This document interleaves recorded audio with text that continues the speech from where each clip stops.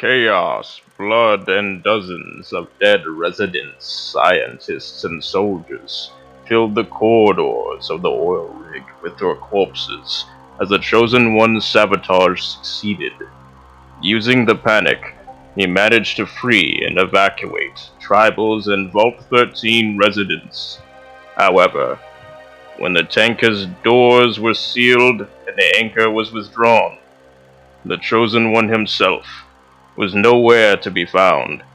It is still believed that he had remained on the oil rig and perhaps escaped using one of the vertibirds, but no one knows for sure. The president and head ministers were dead. Scientists were slaughtered. Works and projects burned together within the laboratories where they were confined.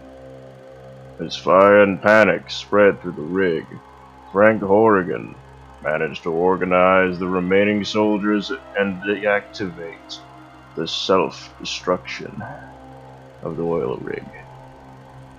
However, the price had already been paid, and the Enclave suffered a blow, which it could hardly survive. Reorganization had took time, and new command of the Enclave was formed. Without FEV, the virus project was concealed, and strategies changed. The Enclave began preparations for war with the entire California wasteland. The tanker returned to San Francisco. The Vault citizens and tribals who survived decided to return back to the safety of the stone walls of Vault 13. And close it off once again from the outside world. Many years passed, but the door of Vault 13 remained closed. Whatever was going on inside could never be found out, or so it seemed. The Hubologists faced a great pressure from Shi's side. Eventually, their organization was banned from the inside of the walls of SF. The Brotherhood of Steel was spreading its influence around the wastes for years.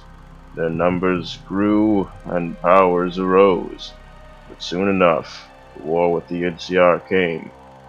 This caused the Brotherhood recruiting centers to go on full lockdown in order to avoid spies and other inside threats from the NCR's side. The new California Republic faced its golden years. Growing bigger and stronger, made it one of the most powerful sides in the whole West. And soon their plans for annexion of the entirety of California started becoming true.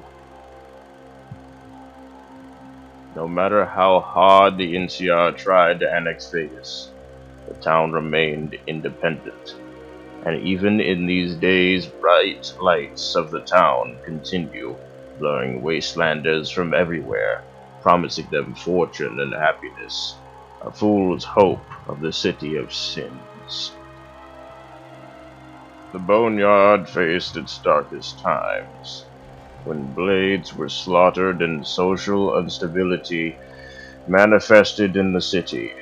Gun runners, followers of the apocalypse, regulators, and a burning hate towards each other. A hate which had grown so deep inside the residents' minds, it became like a stick of dynamite, waiting for a single spark. Hopes and dreams of civils living near Vault 15 broke into multiple pieces. False promises from NCR without actions played their roles. Soon, the small settlement turned into another raiders' camp, filled with scammers, bandits, maniacs, and thieves. Vault 15 has become a nest for all sorts of criminals. Again. Vault City Council changed its attitude towards outsiders. Now the town was open for everyone to visit.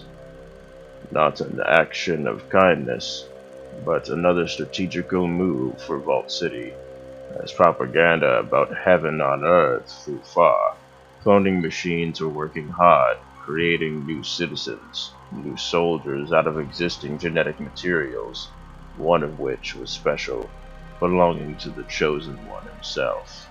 And as the power of their generator started to slowly come to the end, Vault City formed its powerful militia, facing the northern towns and New California Republic. It is now the predator who becomes the prey. The question, though, who is the prey?